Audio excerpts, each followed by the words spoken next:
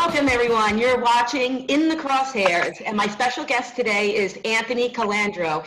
Anthony is the founder and owner of Gun for Hire, which is an entire enterprise of guns and training, and he's been doing this a long time. He's a real good expert for us, and I'm so glad to have you on today. How are you?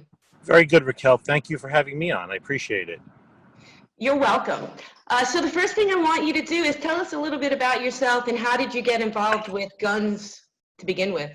It's been a 27-year journey in the behind the Iron Curtain in the state of New Jersey. I started out by training people as an NRA certified instructor.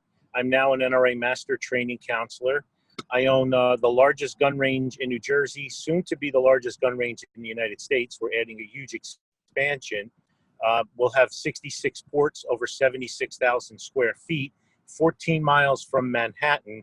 And my range is in one of the most hostile anti-gun states and areas in the United States. And I built my business on servicing females, families, and minorities first, and then the standard white guy gun owners second. And it's turned out to be highly successful. Do you think that the fact that New Jersey does have really, I think, some of the strictest gun control laws in the country, I don't think you can, it's so difficult to get a firearm, it's almost like it's just an exception. So firearms are basically illegal in the state of New Jersey, except with exceptions. It's really, I think criminal, it's really unfair to people who live in New Jersey. Yeah. But what I want to know is, because of these strict gun control laws, do people tend to come out more? Do they want to learn about the firearm? Yes, it's funny. It's like the forbidden fruit. When you tell somebody they can't do something, especially law-abiding citizens, their response basically is, no way, I want to do it. I'm going to exercise my Second Amendment right.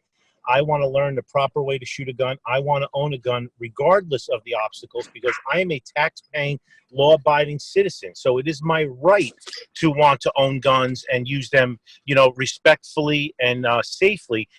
Where, the narrative is always that they turn us law-abiding citizens into criminals. Again, we own guns in New Jersey by way of exemption. You said that perfectly. A lot of people don't know that. New Jersey gives us an exemption to take our gun out of our home and bring it to the range and shoot it. We have almost 9 million people in New Jersey, and less than 1,200 people have permits to carry a gun. That's right, because it's that difficult, and it's they literally just make it impossible for people to own and carry firearms, and I think it's unfair.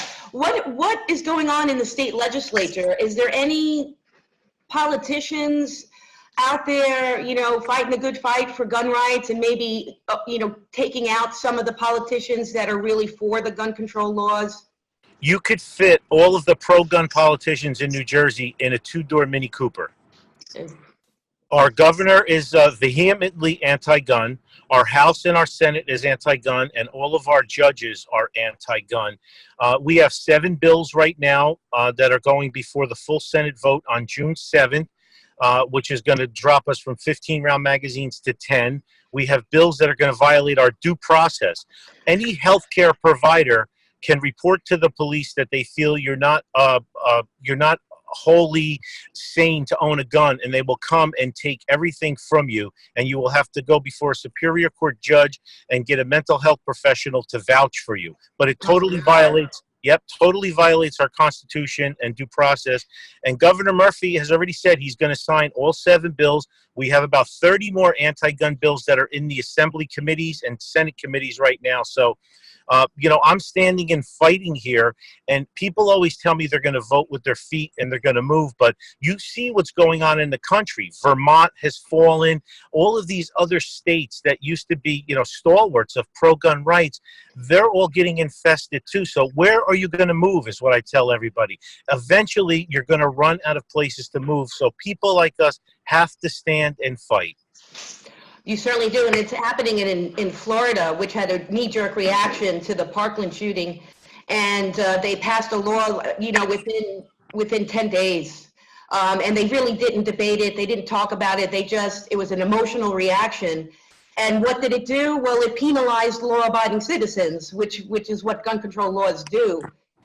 And you're right, it's a really good point, Anthony, because once, it has a rippling effect. One state creates these laws, the other, very anti-gun legislatures and governors want to create the same laws, these restrictions on health. What about HIPAA? What about our rights to, privacy when it comes to our health? And don't you think well, I know you do, but I think it's outrageous that it's so arbitrary. So any medical personnel can just determine that, that person looks a little funny to me, and I'm going to make a call to the police. They're Correct. criminal. Correct. Totally violating our HIPAA guidelines by doing this. And other states are doing it as well. I mean, look what just happened in Oklahoma. An A-rated NRA governor who said she would sign the concealed carry bill, the open carry bill in Oklahoma, she turned her back on her constituents last minute and she vetoed it. Yes. Yes. I hope she gets voted out. The people, governor of people who do that, they tend to lose their office, which that's incredible when politicians do that, because people really do, support politicians, and sometimes it is on that one issue, it is single voter issues. It could be on the gun issue, and when they flip on you, it's a total disservice.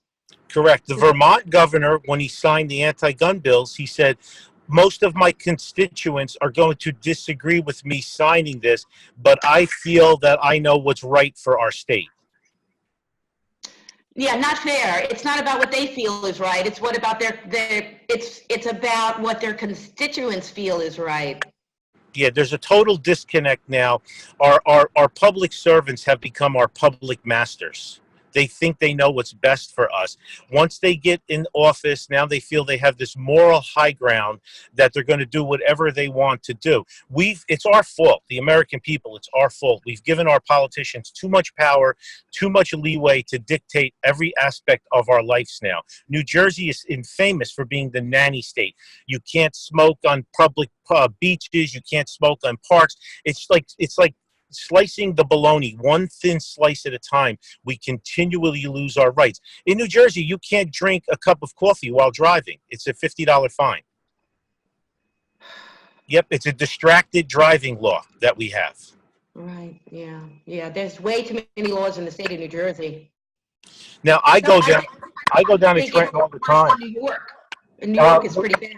Yeah, we're approaching will we be worse than New York now with Governor Murphy. Our governor called Governor Jerry Brown in California the day of his inauguration and told everybody publicly he's going to turn New Jersey into the East Coast California. Wonderful. How does he get to say that all the way in California? What does he have to do with New Jersey? Correct. In New Jersey now, they passed a law where illegal immigrants are eligible for free financial aid. They do not have to fill out the federal FAFSA form for financial aid, but law-abiding citizens, children, and taxpayers have to fill out those forms. There's also a bill Murphy's going to sign where there's 600,000 illegals in the state of New Jersey. They will be eligible for driver's license, AKA also registered to vote, and they do not have to show the 6 points of background check, like your address and other IDs, but law-abiding citizens have to. What we're creating in this country now is there's a two-tiered system where law-abiding citizens are the bottom tier and illegals and criminals are on the top tier. It's a bizarro world we live in now. Yeah, I can agree with that, and it's also unconstitutional, Anthony, because the Supreme Court has already ruled that we can't have special rights for special people. And that's exactly what's going on here with illegal immigrants. Yeah. Because, I'm an American citizen. I was born here. And when I went to college, I had to get financial aid. I had to fill out the forms. I had to pay it back. I had to get loans. I didn't get any special treatment, as I shouldn't. The same is for my children.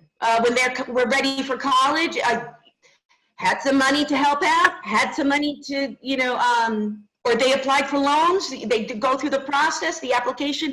Why should an illegal immigrant child have some special program for them, that they streamline the system above everybody else. That's arbitrary, unconstitutional. I'm waiting to see when the tax-paying, law-abiding citizens are going to get as pissed off as us gun people are right now, because that's what we need, because us gun people are such a smaller minority in the scheme of things. I'm waiting for the average Joe and average Mary that work hard every day and pay their taxes.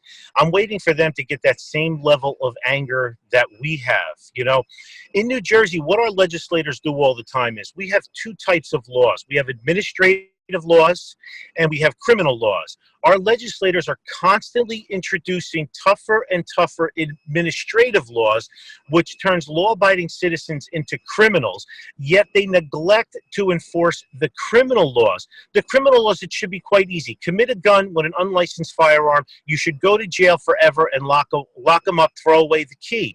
But what they'll do is, oh, if Anthony stops for a cup of coffee with his gun in his car, that's an unnecessary deviation, and that's eligible for 3 to 5 years in state's prison in the state of New Jersey with no criminal intent.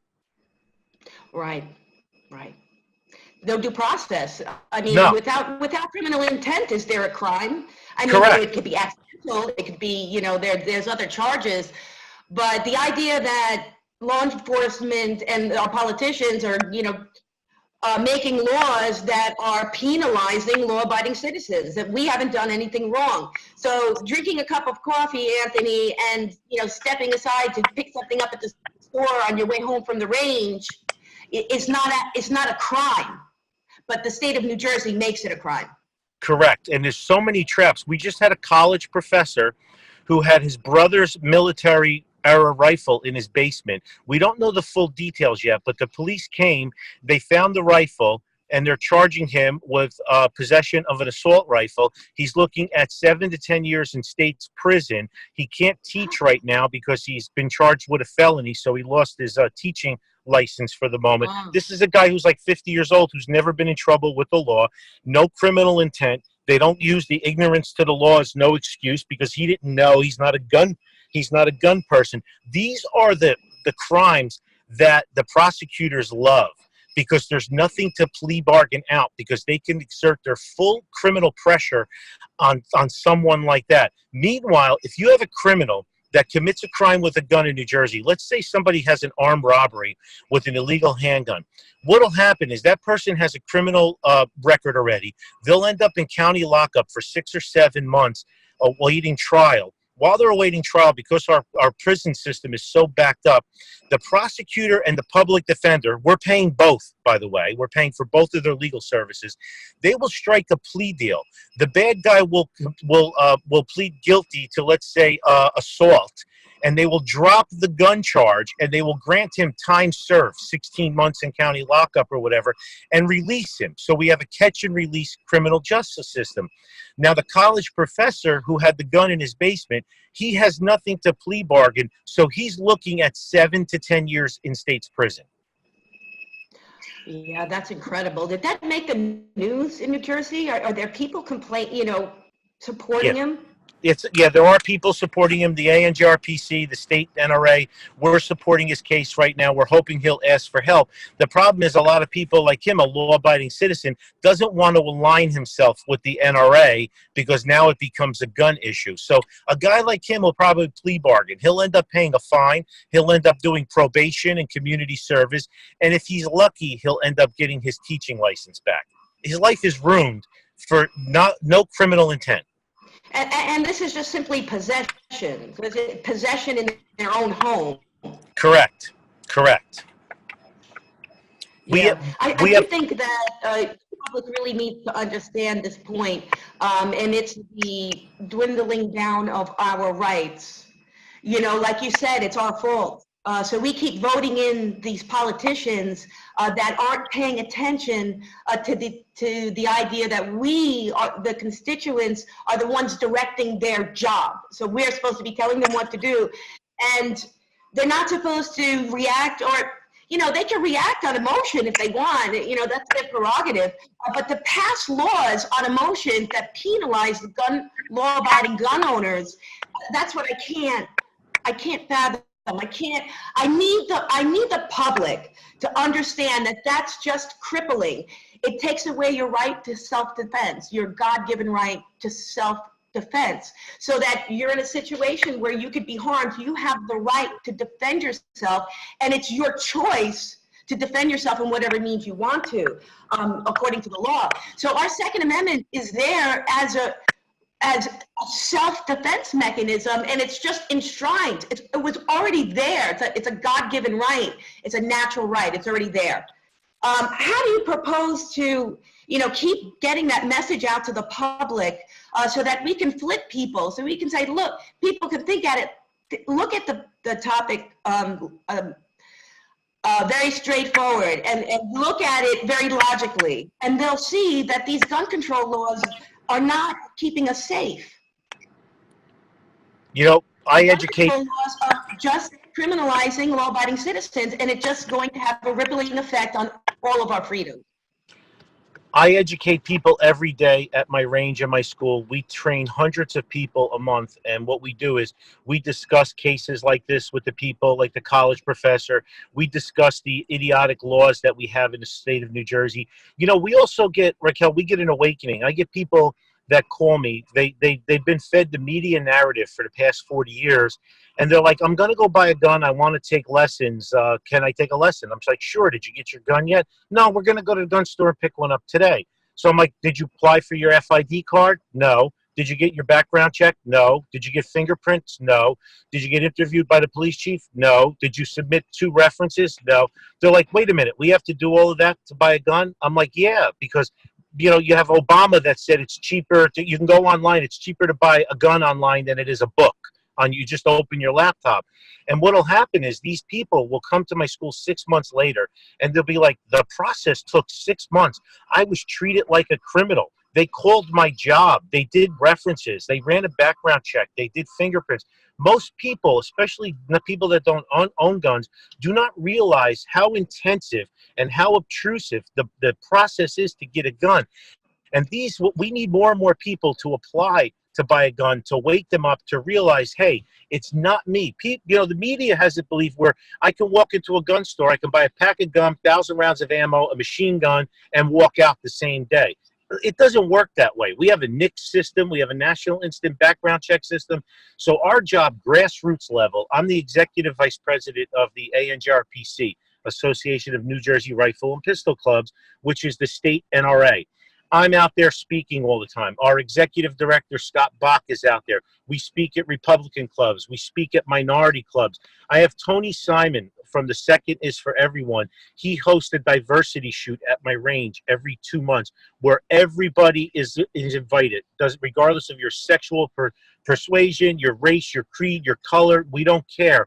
I have the Second Amendment Women's Group, the SAW Group, which meets monthly, which is women, and they're constantly introducing more women and moms and children to shooting. It has to happen at the grassroots level, because in the big picture, the voters rather choose free stuff over freedom. And the problem is most anti-gunners, most liberals, most progressives are Democrats, and their campaign platform is everything is free. Phil Murphy, free college, free this, free that. Well, who pays for it? Yeah. Nothing is free. Nothing is free. That is true. Nothing is free. Somebody's paying for it. Who's paying for it? The law-abiding citizens paying their taxes. Yes. Yes. Right, and which is you and I. Yes. So, yeah, I think we have a long way to go. It's really difficult fighting that media. They really do make the firearm the boogeyman. They've made the NRA the boogeyman. When you and I both know, this is not the problem. There's issues beyond instruments that should be dealt with and can be discussed, and we can have a civilized conversation about keeping schools safe and other things that are of interest to us. But to blame the firearm or the NRA, it's almost like we're being bombarded with that. How do we combat that negative publicity? You know, NRA has Project Child Safe. I do local interviews. I've won over in the town that my range is in. I've won over the school superintendent and the mayor and the council, and they're all Democrats here.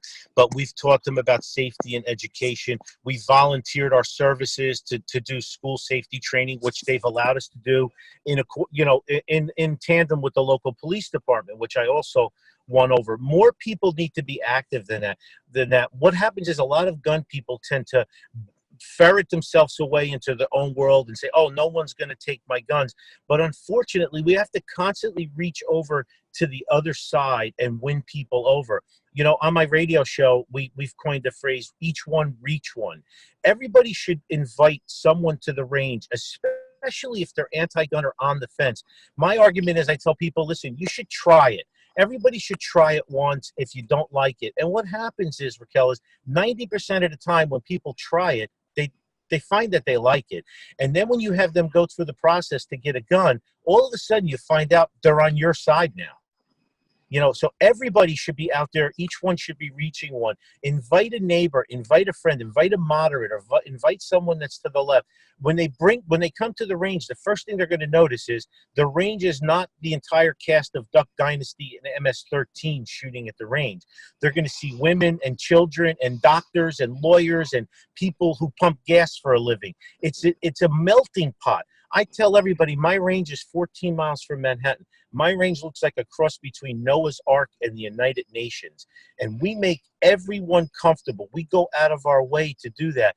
And my big focus is women and minorities because I think they're underserved. Like you see, there's 5 to 6 million members of the NRA.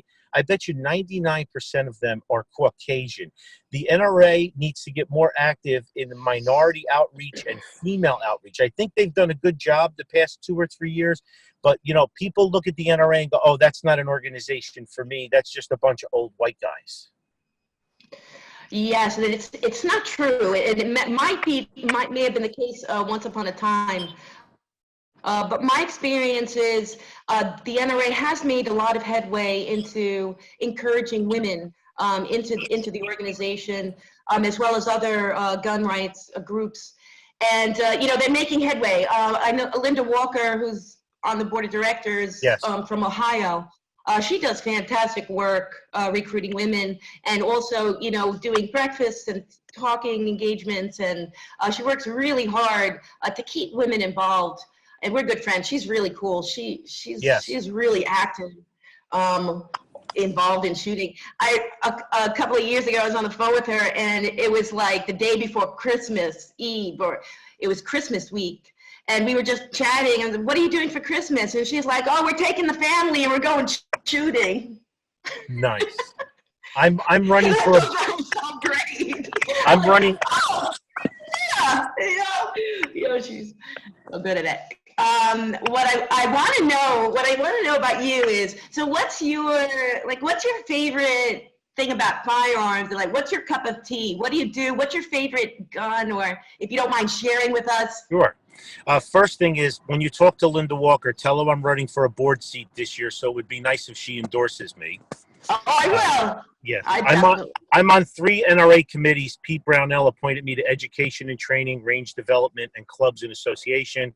And I just spoke this year at the annual meetings for clubs and associations. But my favorite gun is a Colt 1911 45. I'm old school. My second favorite gun would be a Glock 19. I like to shoot the 9mm because it's economical, but I love the trigger and the history and lineage of a 45. You know, the gun is 115 years old now. You know, John Browning designed the first design in 1903, and it's still relevant today. So it happens to be one of my favorite firearms. So I'll go in. I'm not much of a long gun person. I'll shoot an AR once in a while or a 22 rifle. I'm not too much of military collector. I kind of tend to like modern firearms. But have you ever noticed you've gone to a range? I've always used this analogy where if I'm walking down the street and someone asked me for $1, my usually response is to tell them to get a job. But if I'm in the range, it's true. If I'm in the range shooting my gun in Port 6, and someone in Port 7 asks me what I'm shooting, I'll tell them, and then my next response is, do you want to try it? and I will let a total stranger shoot my gun, let them shoot $5 or $10 worth of ammo through it. And in the 27 years I've been doing this, if you asked me what color, what religion, or what sexual preference that person was, I couldn't tell you because I don't care. There's a common bond amongst us gun people. Now, the media narrative plays it out that we all wear camo, are plaid with suspenders, and we have, big beards. And I like to say summer teeth, some over here and some over there. And and I'll give you a perfect example. I had Rachel Maddow. Yes, Rachel Maddow at my range. You did? Yes, Leslie Stahl had. Yes, she belongs to a gun range in Massachusetts. So they were interviewing her, and they used my range for some B-roll of her shooting. And it was a busy Sunday, and Leslie Stahl from 60 Minutes was in my range. And we had Orthodox Jews running around, wives, kids with yarmulkes, black, white, green people, every race you could think of. And Leslie Stahl looked at me and said something, and most people would find this insulting, but I find it as a learning experience. She says to me, she goes, "I can't believe how many normal people shoot here." And that's and that's because of the 40-year media narrative that all of us are, hillbillies, and we're racist and sexist and misogynist, and it's a boys club, and we're in there, we're having our KK meetings, before we go shoot our guns or something. And it couldn't be further than the truth. And fighting that media narrative is the reason why every shooter out there needs to introduce people to the shooting sports. Take one of your Saturdays or Sundays that you go to the range and make a decision to bring 2 or 3 people, especially females. Let's face it, women make most of the decisions in households today. And a lot of times mom will be the one, my son's not shooting a gun. You know what? Take mom to the range. Let her shoot a gun. Let her see what it's like. For you warriors out there, do not let mom shoot a 44 Magnum. Let mom shoot a 22 rifle, maybe a 9mm. Let's introduce them slowly. Bring them to a range that's clean and well lit with clean bathrooms, not an old boys club in the back of the woods or something. And change that narrative, because if we win the moms over, we're going to get the husbands and the men, and we're going to get the kids. Yeah, I think that's a great idea. And I did it myself. I mean, it's so, it really is so much fun to go to the range, and there is like this camaraderie, if I'm saying that right, among people and us, and, we're not toothless hillbillies, as you said, and even if you were, I mean, it's, the idea is that we're not criminals. We're not what the media has portrayed us to be, some criminal type of people that gather around, and, want to hurt people or something, because there's no evidence of that. We don't have, we don't have shootings at ranges. Of course, there's accidents, and that's going to happen with anything. But we don't have, armed criminals coming into NRA meetings or other gun club meetings and shooting up everybody. There's no evidence of the NRA doing anything other than, lobbying Congress to protect our Second Amendment rights and training others to learn how to handle firearms. I mean, that's something good. A lot of people don't realize that the NRA is comprised of 2 silos. The Institute for Legislative Action is the lobbying group.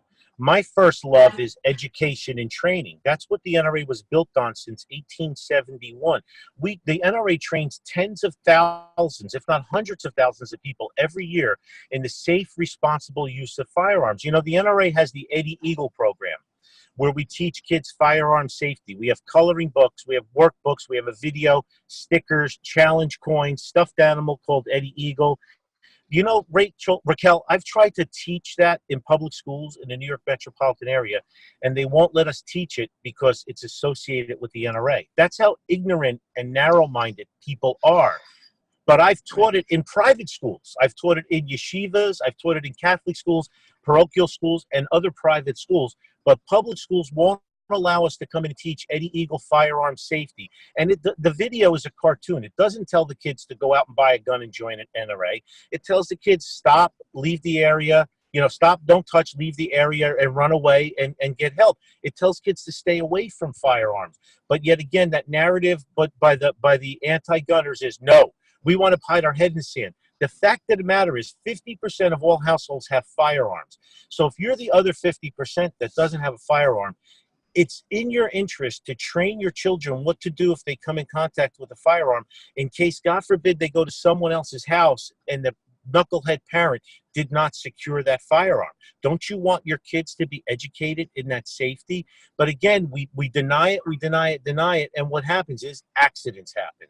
And then when a tragedy happens, you can't undo it. And the media feeds off of that frenzy. See, it's the NRA's fault that accident happened. You can't legislate stupidity out of existence. It is a felony in New Jersey to leave a firearm accessible to a minor. Yet every 2 or 3 years, you'll read about somewhere where a kid got in contact with a gun in the house and a tragedy occurred. That's not the NRA's fault. That's not our legislature's fault. That's the individual parent's fault. Right, right. And we simply have to hold people accountable for their actions. So the idea that we create these boogeymen who haven't done anything wrong and just forget about the actual culprit or the actual reason behind the incident, or who is to blame, who needs to take responsibility for their own actions, and stop blaming people like you and I who are being penalized by gun control laws. You know, I don't know how else to say it. You know, the anti-gun people think that every time there's a tragedy, they think that we're happy about it.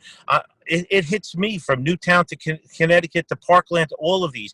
But then you trace it back. A, how did that person get the firearm? B, what kind of drugs were they on? And C, law enforcement didn't do their job in following up again. But yet every time we turn it around, it's the NRA's fault and it's the gun owner's fault. I don't get it.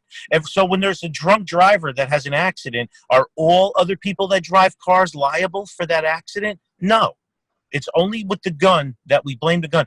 And what happens is it's really sad and it's dangerous, because while we focus on blaming the innate object, these tragedies are going to continue to happen because the anti-gunners won't give an inch to learning the right way and learn from us on how to prevent these shootings. You know, I'm from the government. I'm here to help you. Look what happened in Parkland. The cops were at that kid's house 22 times. The church shooter, the Air Force never uploaded to NICS that he had domestic violence. He beat up his girlfriend and his 3-year-old stepson, and he was allowed to buy a gun. The Parkland nut was allowed to buy a gun. In New Jersey, I'm going to tell you right now, if I got pulled over last night for drunk and disorderly, my guns would all be gone. I'd be waiting for a hearing in a week from now. And if I went in to buy a gun at a gun store right now, the NICS system would ban me from buying a gun. Right, yeah. I mean, the restrictions are already in place. You know, there's something like 22,000 gun control laws that are already out there. And like you were talking about earlier, it's a 6-month process, at least in New Jersey, just to purchase a firearm, have access to, you know, it's a potential, you might not be able to get the firearm. You know, it's the process to get the firearm. And I know from people in New York as well, they feel like they're already criminals.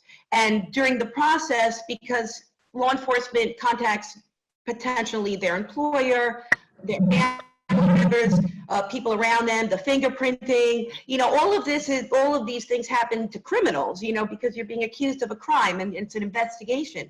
Why are we having an investigation? Because somebody simply wants to purchase a firearm in the state of New Jersey. You know, it's also discriminatory, just like New York and New Jersey. It's a couple of $100. It requires 4 or 5 visits to the police department. So what you're doing is you're taking people maybe in a lower socioeconomical level. It's hard for them to get 3 or 4 days off from work. It's not easy to come up with $300 or $400 to go to the permit process. So it's also discriminatory because it tends to affect minorities and lower income people. So now again, you create this 2-tiered system where the people that have money or self-employed, flexible hours can get a gun, but the blue-collar people and the people that live in the inner cities can't get a gun. That's right. Like the governors, the presidents, the politicians, the movie stars, they go around with armed guards. Yep. Because they want to protect themselves. They're famous. Something might happen to them. They want to protect themselves. Why do they have that exclusive right? because they have money, they have power. But somebody like me, you know, or somebody particularly in inner cities, and those are the people who really need the protection. You know, And that's a topic that Dr. Locke has talked about a lot.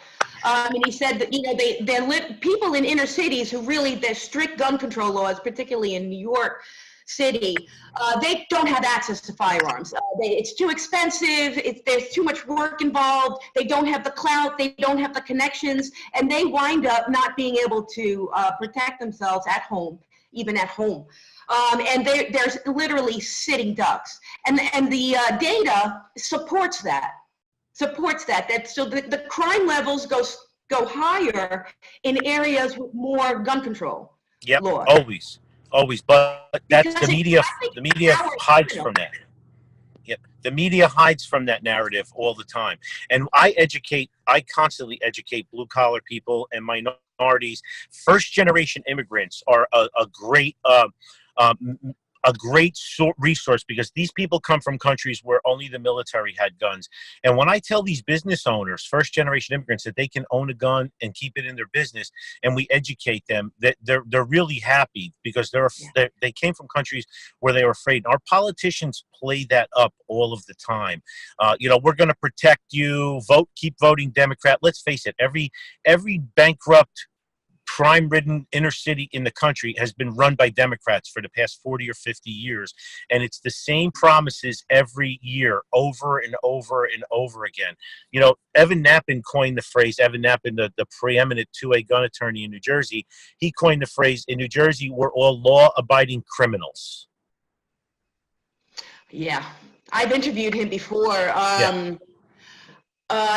Yeah, I think, you know, I've said this often to people just around the country that I talk to about the 2A topic, and that is, New Jersey is really bad. And it's my opinion that New Jerseyans are sitting ducks, criminals, because even if you don't want to be out there or conceal carry, even if you don't want to conceal carry, okay, don't. I might be out in the public and I'm not carrying. But in the state of Florida, I know that 50% of the people have concealed carry permits. So I know that somebody's armed. And that's enough for me, Anthony, because I know that that's a deterrent. So criminals know that too. So criminals know that there's loose, I'm not going to say loose, that Second Amendment rights are protected in the state of Florida. So criminals are going to be really, they don't want to get shot, all right? They don't want to get caught. They don't do crimes because they get caught. So they want to be in areas, gun-free zones. They want to be in areas that people are not they cannot defend themselves with firearms. And New Jersey is the perfect place. They're literally sitting ducks. And I just want to make this point one more time. You don't have to be the person. You don't have to be the person carrying, but don't take that away from somebody else, because that somebody else would be the one to protect you.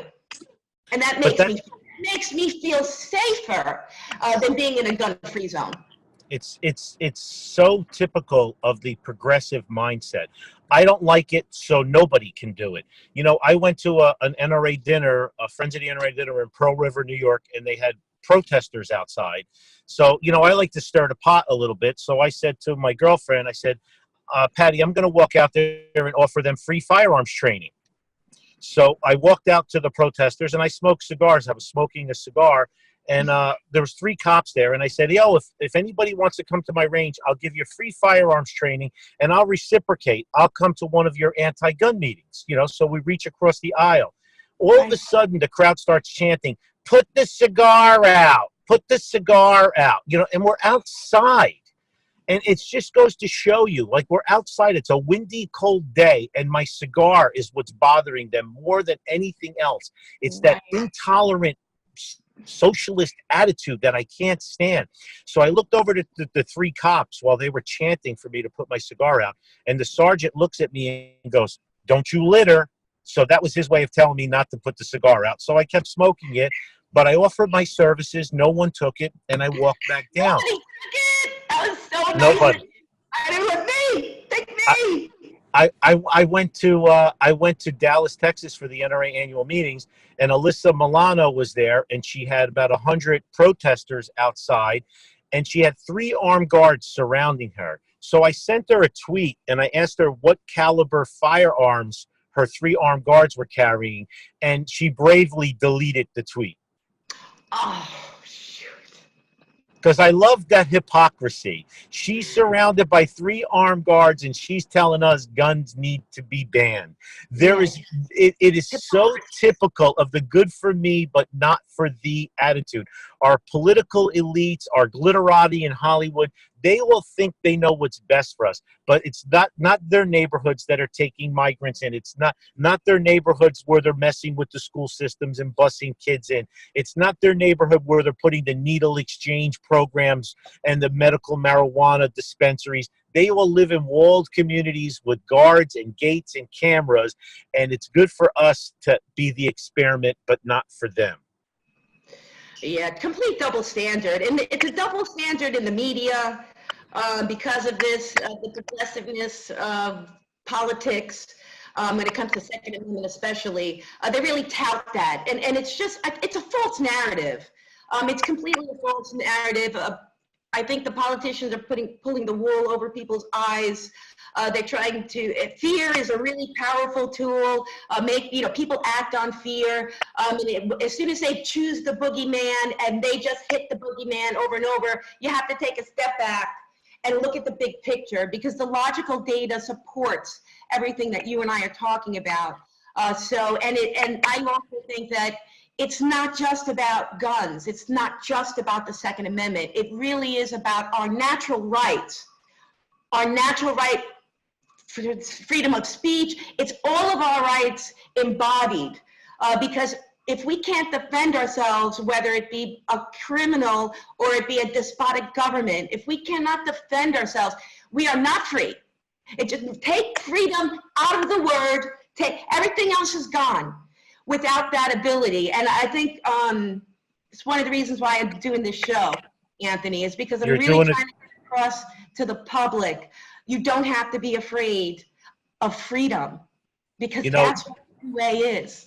You're really doing a good job. Your freedom. You're really doing a good job too. And for our listeners out there that are on the fringe that don't know this, the police will protect you. Colonel Jeff Cooper used to say, when you need help in seconds, the police arrive in minutes. Now, the average police response time in the United States is 11 minutes.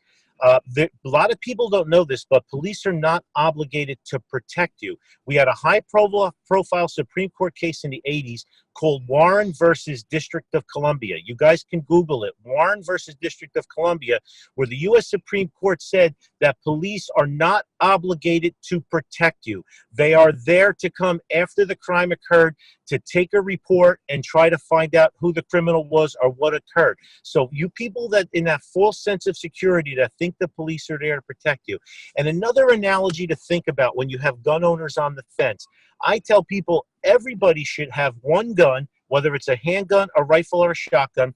They should own it. They should be responsible. They should get training. That gun should be locked up in their house with ammunition, because a gun like that should be like a fire extinguisher. You hope you never have to use it. But if you ever have a fire, you're going to be glad you had that fire extinguisher in your kitchen. Why can't it be the same thing with a firearm? All right. I don't want to sound like I'm a reactionary or I'm playing the, scaring people and stuff like that. But why not have it? If the shit hit the fan tomorrow, if we had a power grid failure or another storm like Sandy or Katrina, you would be glad you had that shotgun and 100 rounds of shotgun shells locked in your basement in a locker or a safe or something. But you should learn how to use it. You should get trained and get immersed into the Second Amendment community. The ACLU doesn't fight for us. They only like the First, the Fourth, the Fifth, the Eighth Amendment, the 14th. They don't even know the Second Amendment exists in the ACLU. Right. And I think that NRA, fills in the empty space so that we do get our rights. We do have an entity, a legal part of it that helps gun owners fight for their rights, and that's very positive. You know, it's not government run. It's not dictated down to us. It's an organization around for over 100 years, training, educating Americans on the use in firearms is absolutely a wonderful thing. You know, it's not a negative thing. So I hope that the public, you know, reminds themselves that really the NRA has been around a long time. I've done some research on them, and they helped out our troops, you know, a long time ago. They used to act as guards for our ammunition, for our firearms. They've done a lot of stuff, and not, you know, of course they also train military and law enforcement. Yes, that's a huge division of the NRA training.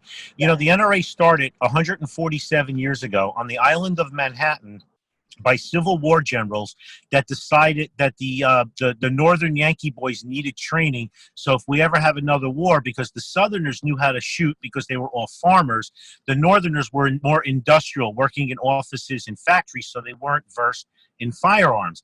And a lot of people don't know that the NRA is the oldest civil rights organization in the country. It predates the NAACP by almost 40 years because to own a gun is a civil right.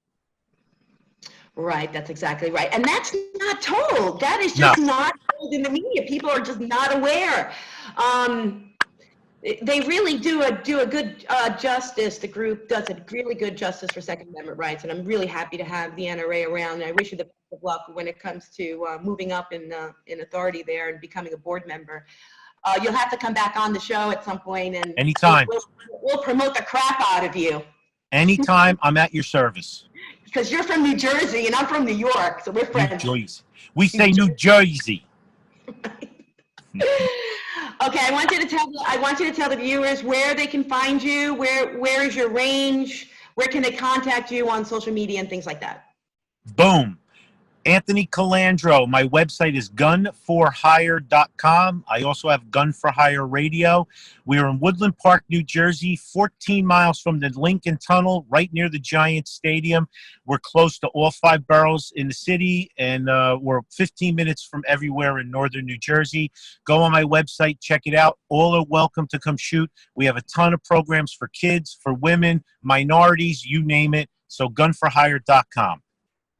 Remember the last time we spoke, or one of the times we spoke, you were on my radio show, and you invited me to come to your range for free. Whenever you're ready. Okay. Whenever you're ready. Up in July, so we're going to hook up. At your service. Okay. Thanks so much, Anthony. Do you want to have the last word before we go? Keep fighting the good fight, people.